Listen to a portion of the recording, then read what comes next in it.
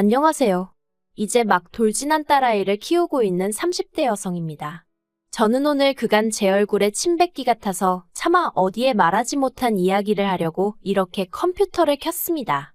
알아보는 사람이 있을까봐 두렵기도 하고 걱정스럽기도 하지만 마지막으로 털어버린다는 심정으로 이렇게 몇 자 적어보게 되었네요. 두서가 없더라도 들어주시면 감사하겠습니다. 남편하고는 대학교에서 동아리 활동을 하다가 알게 되었습니다. 그리고 이후로는 서로 이따금씩 안부나 묻는 사이로만 지내다가 본격적으로 연애를 시작한 건 저희 둘 다 29살이 되었을 때였죠. 서로 알고 지낸 시간이 있다 보니 솔직히 처음엔 친구에서 애인 사이가 된다는 게 어색하기도 했지만 그래도 크게 부딪힐 일이 없어서 마음이 편한 것도 있었어요. 그리고 사실 남편이나 저나 상황이랄지 배경이랄지 좀 비슷한 구석이 있었거든요. 그래서 더 마음이 편했던 것 같기도 해요. 사실 남편이나 저나 둘 다 이혼 가정에서 자랐어요. 남편의 경우 남편 나이 6살 때 어머님 아버님이 이혼을 하셨고 이후로 어머님과는 거의 본 적도 없다고 들었습니다. 다시 만나게 된 게 저희 결혼 이야기 나오고 얼마 지나지 않아서였다니까 말다 했죠. 두 사람 사이에 딱히 기억이랄 것도 없고요. 참고로 아버님은 재혼 안 하시고 혼자 남편을 키우셨어요. 어머님은 아버님과 이혼 후 1년 만에 재혼하셨다가 10년 살고 또다시 이혼하셨다 들었습니다. 이후로는 본인 말씀으로 자유로운 영혼처럼 사셨다는데 이건 여담이지만 60도 넘으신 여사님 입에서 자유로운 영혼처럼 살았다는 건 무슨 뜻일까 하는 생각이 잠깐이지만 들었고 별로 좋게 들리진 않았어요. 아마 이미 이때 제가 어머님에 대해서 별로 좋은 감정이 아니었는지도 모르겠습니다. 내 남편의 어머니라곤 해도 내 남편을 키워주신 분은 아니라서 그랬는지 아니면 제 처지와 비슷해서 그랬는지도 모르겠어요. 저희 친정부모님은 제가 중학교 때 이혼을 하셨고 이후로 저는 친정어머니 손에서 자랐습니다. 그래도 저는 고생은 많이 안 했어요. 외가 쪽에 재산이 있어서 외조부모님이 친정어머니랑 저를 많이 챙겨주셨거든요. 그래도 친정어머니는 마음고생은 많이 하셨을 테지만요. 그리고 저 또한 남편처럼 친정아버지에 대한 기억이 별로 없어요. 이혼 후 친정어머니 말씀으로는 양육비는 한 1년 정도 보내다 말았고 이후로는 어디 가서 새살림이라도 차렸는지 아니면 죽었는지 소식을 전하지 않더랍니다. 친정어머니는 그런 친정아버지가 야속했지만 굳이 찾으려고 하진 않으셨대요. 아무튼 이런 배경이 비슷하다 보니 소위 서로 척하면 척하고 알아들었고 그게 너무 편하고 좋아서 결혼까지 결심했어요. 그런데 결혼식 날짜 잡고 식장까지 다 결정되고 나서야 남편이 어머님하고 연락이 닿았다는 이야기를 전해왔고 솔직히 저는 혼란스러웠습니다. 저에겐 없을 줄 알았던 시어머니라는 존재가 생긴 것도 얼떨떨했고 남편도 그다지 기뻐 보이지 않았거든요. 그런데 더 황당한 건 어머님께서 저희 결혼식에 그것도 혼주석에 앉고 싶어 하신다는 사실이었어요. 사실 저는 친정아버지가 안 계시니 남편과 같이 입장하려고 했고 화촉점화는 이미 아버님과 저희 친정어머니가 하시는 걸로 생각하고 있었거든요. 그런데 갑자기 생각지도 못한 어머님이란 존재가 나타나서 감나라 배추나라 하니까 솔직히 달갑지 않았습니다. 하지만 거기까지도 그러려니 하고 이해하려 했어요. 어쨌든 어머님께는 저희 결혼식이 큰 의미겠구나 싶어서요. 그런데 그게 다가 아니었습니다. 남편이 전하길 어머님이 당신 친척들과 지인들도 부르고 싶어 하신다는 거예요. 20년 넘게 얼굴은커녕 서로 소식도 모르고 지냈던 사람들을 말이죠. 그리고 그때부턴 솔직히 어머님이 도대체 저희 결혼식을 뭐라고 생각하시는 건가? 짜증도 나고. 그래서 결국 하객의 머릿수를 이유로 어머님께 친인척분들까지 모실 자리가 없을 것 같다고 말씀을 드렸습니다. 하지만 이 일로 어머님은 며느리 될 사람한테 무시를 당했다면서 결혼식 당일 혼주석에 앉아 눈물 콧물을 빼셨고 한마디로 결혼식장은 뒤숭숭 그 자체였습니다. 남편은 그런 어머님께 이럴 거면 그냥 돌아가시란 소리를 했는데 그게 또 빌미가 되어 어머님은 피로 현장에서도 훌쩍이셨으니 정말이지 저야말로 너무너무 속이 상해서 신혼여행지로 향하는 내내 눈물만 나더라니까요. 그런데 이건 시작에 불과했습니다. 저희는 양가도움 없이 신혼집을 구했는데 얼마 지나지 않아 어머님께서 떡하니 저희 집에서 10분 거리로 이사를 오셨거든요. 혼자도 아니셨어요. 저희보다 10살쯤 어려 보이는 여자와 함께였는데 알고 보니 재혼 후 낳으신 딸이더라고요. 황당해서 자식이라곤 남편 하나밖에 없다고 하시지 않았냐고 따졌습니다. 사실 그래서 혼주석에 앉게 해드린 것도 있었거든요. 그런데 말씀하시길 아들이 저희 남편 하나라고 했지 자식이 남편 하나라고 한 적은 없답니다. 이때 확실히 깨달았죠.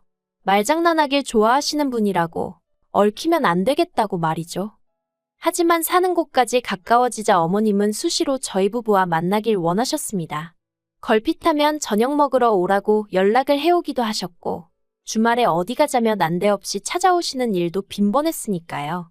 그래서 남편에게 어떻게 좀 해보라니까 자기가 뭘 어쩌냐면서 상황을 회피해버리는데 문득 남편은 그래도 자기 친어머니니까 이렇게라도 다가오시는 게 좋은 건가 하는 생각이 들더라고요. 게다가 믿었던 아버님마저 어머님 일에 있어서만큼은 우유부단하기 짝이 없으셨습니다. 하시는 말씀이 저더러 좋은 게 좋은 거다 생각하라나요? 그리고 이렇게 두 남자가 우유부단한 태도를 취하자 어머님은 귀신같이 그걸 알아차리시곤 그때부터 걸핏하면 가족 모임을 하자며 자리를 만드셨는데 그게 너무 고역이었어요. 한편 그런 와중에 저는 임신을 했는데 병원에서 말이 조산기가 있다고 했습니다. 그래서 병원 생활도 많이 했고 나중에는 얼마나 주사를 많이 맞았는지 팔에서 멍이 가실 날이 없었죠. 그런데 그런 와중에도 어머님은 그 가족 모임을 하지 못해 안달이셨고 그런 모임에 제가 응하지 못할 때면 남들은 잘만 낳는 애를 가지고 저런다며 자기도 둘이나 낳았지만 저처럼 유난스러운 사람은 본 적이 없다고 혀를 차셨어요. 지금 생각해보면 이런 일들이 하나씩 쌓이고 쌓였다 보니 제가 이렇게 더 화가 난 것 같기도 한데 아무튼 그렇게 제가 애를 낳고 나니까 이후로는 저희 애를 어디다 자랑을 못해서 안달이셨습니다. 아이 낳고 100일도 되지 않은 저에게 이모님한테 안부 전화 좀 드리라며 이모님이 저희 애를 보고 싶어 한다고 언제 갈 거냐고 하루가 멀다 하고 사람을 들들 복지를 않나. 난데없이 삼촌이란 분과 영상통화를 하게 만드시질 않나. 그럴 때마다 너무 짜증이 났고 아무리 남편을 낳아주신 분이라지만 그렇다고 이렇게 나한테 함부로 하셔도 되는 건가 싶은 게 하지만 남편이란 작자는 중재는커녕 어려운 일도 아니지 않냐. 우리 애한테도 예뻐해 주시는 친척분들이 많이 생기면 좋은 거 아니냐 하며 저에게 무조건적인 이해만을 바랬으니 솔직히 저도 점점 더 예민해지고 어머님 말 한마디 한마디에 날이 서는 게 느껴지더라고요. 게다가 갑자기 생긴 신우라고 해야 되나요? 어쨌든 남편하고 피가 반은 섞였으니 어머님이 재혼해서 낳으셨다는 그 딸. 어머님은 제가 그 딸에게 살갑게 대해주지 않는다며 그렇게 서운함을 호소하셨어요. 사람 정이 그리운 애라면서 제가 언니처럼 좀 챙겨주면 얼마나 좋겠냐고. 왜 이렇게 선을 긋냐 하시면서 나중에 저희 부부한테 무슨 일이라도 생기면 저희 애각이 될 건 당신 딸 그러니까 고모뿐이 없는 거라면서 저더러 신경 좀 쓰라는 말씀을 몇 번이나 하셨죠. 뿐만 아니라 저희 집에만 오시면 제 옷이나 가방을 마음대로 들춰보시곤 이런 건 젊은 아가씨가 하는 거 아니냐며 뭐라도 하나 가져가실 궁리만 하시는 게 눈에 보였는데 그럴 때마다 아무리 어머님이라지만 음흉하다고 해야 할지 아무튼 가뜩이나 싫었는데 더더 싫어지더라니까요. 그러다 결정적으로 어머님하고 정리를 못했다간 내 결혼 생활이 파탄나겠구나 싶었던 일이 벌어진 건 올해 초였습니다. 어머님 생신이 다가오고 있었고요. 그런데 저희 어머님이 실제 생신하고 호적 생신하고 다르다고 하셨거든요. 할아버님이 호적 신고를 늦게 하셨다나요. 그래서 실제로는 2살 더 많으시고 그러니 환갑도 지나간 상황이었는데 다짜고짜 당신 환갑 때는 제대로 뭐 축하도 못 받고 지나갔다면서 법적으로 환갑인 올해 제대로 축하를 받고 싶다 하시더라고요. 그리고 이때만 하더라도 제가 어머님을 싫어하긴 했어도 환갑은 좀 특별한 날이니까 어디 좋은데 모시고 가서 식사라도 하고 바람이라도 쐬고 오자고 할까 하고 생각만 하고 있었어요. 그런데 어머님이 먼저 하시는 말씀이 당신 친구분들은 환갑 때 자식들이 여행 보내주더라면서 당신도 유럽 여행을 다녀오고 싶으시다 하셨습니다. 그리고는 당신이 다 알아보면 된다고 그냥 현찰로 1,000만 원만 보내라 하셨는데 황당하더라고요. 그래서 제가 남편에게 우리 그럴 돈 없는 거 알지 않냐고 어머님한테 잘 말씀드리라고 했죠. 그런데 이틀 뒤 주말이었는데 아침부터 어머님이 저희 집에 연락도 없이 오셨습니다. 애가 간신히 잠들었는데 어머님이 하도 현관문을 시끄럽게 두들기셔서 애는 잠에서 깨서 울어대고 너무너무 짜증이 났어요. 그래도 짜증을 억누르고 현관을 열었는데 어머님이 다짜고짜 저한테 삿대질을 하시면서 저더러 시애미를 무시해도 정도가 있는 거라며 저더러 시집 올 때 해온 게 뭐가 있냐입니다. 예단 하나 제대로 해왔냐고요. 예단이나마나 양가도움 일체 안 받고 한 결혼이었어요. 저라고 뭐 예물 하나 받은 거 없습니다. 그래도 저는 아버님 양복 한 벌은 맞춰드렸지만 전 정말 가락지 하나 받은 게 없어요. 결혼 반지도 저희 둘이 돈 합쳐서 샀으니까 서로 사줬다면 사준 거지 받았다는 표현은 지나치죠. 그런데 뜬금없이 어머님이 예단 타령을 하시니 얼마나 어이가 없던지. 하지만 어머님은 계속해서 원래 결혼할 때 며느리가 시애미한테 백 하나 밍크 한 벌 정도는 해주는 게 기본 아니냐. 그런데 넌 그것도 입 싹 닫고 넘어가 놓고 시애미 환갑이라 여행 좀 보내달라는데 그것도 못한다고 그러냐. 너 그럴 거면 내 아들하고 결혼해 했냐.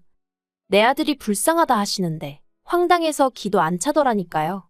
그런데 그 와중에 남편은 어머니 참으세요. 저희가 죄송해요. 진짜 저 사람이 미쳤나 싶었죠. 그리고 그렇게 한바탕 난리를 치고 어머님은 언제까지 돈 보내놔 한마디 남겨두신 채 당신 집으로 돌아가셨고 저는 남편한테 진짜 실망이라고 했습니다. 할 소리가 그거밖에 없었냐고 당신은 이게 말이 된다고 생각하냐고 따졌죠. 그랬더니 남편이 그간 못 받은 효도 받고 싶어 저러시는 모양이라며 자식된 도리에서 우리가 좀 이해해드리잡니다. 원래 나이 들면 애가 된다지 않냐면서. 다 늙은 어머님 이겨서 뭐 하겠냐고요. 그래서 제가 이제 와서 무슨 효도가 받고 싶으신 거냐고. 내가 차라리 아버님이 저렇게 나오시면 이해를 하겠지만 당신 크는 동안 코빼기도 안 비추셨다면서 이제 와서 뭘 바라시는 거냐고 화를 냈어요. 그랬더니 남편이 저더러 네가 왜 성질을 내냐입니다. 어머님이 자기를 안 키웠지 절 안 키운 거 아니지 않냐면서 화를 내도 자기가 내야지 왜 제가 내느냐고. 저더러 오바 좀 하지 말라나요.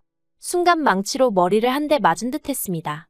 저는 남편이 저고 제가 남편이란 마음으로 살았어요. 부부란 그런 거다 생각했으니까요. 그런데 남편이 먼저 너는 너 나는 나 하고 선을 딱 그어주니 허탈하기도 하고 허무하기도 하고. 하지만 이내 정신을 차렸습니다. 남편 뜻이 정 그렇다면 저야말로 더는 신경 쓸 필요가 없다는 뜻 아니겠어요? 그래서 남편더러 당신 말이 맞다고 당신 어머님인데 내가 왜 열불을 내느냐고. 앞으로 그러니까 당신 혼자 잘 챙겨드리라 했습니다. 나는 남이니까 손 떼겠다고요. 그런데 그리고 한 이틀 정도 지나서 남편에게 장문의 문자가 왔어요. 그때 말을 그렇게 해서 미안하다고 자기는 저랑 저희 애가 가장 소중한 애 어쩌네 하면서 말이죠. 솔직히 진짜 그 문자 받고 생각이 많아지더라고요. 진심일까 싶다가도 또 뭐 아쉬운 소리 할 게 남아서 저러나 싶기도 하고. 그래서 저도 그간 제 안에 쌓여있던 이야기를 다 해버렸어요. 어머님과 남편에게 왜 기분이 나빴는지랑 앞으로 바라는 바랑. 그랬더니 전화기 너머로 남편이 한숨을 푹 쉬더니 자기가 집에 가면 얘기하자고 하더라고요.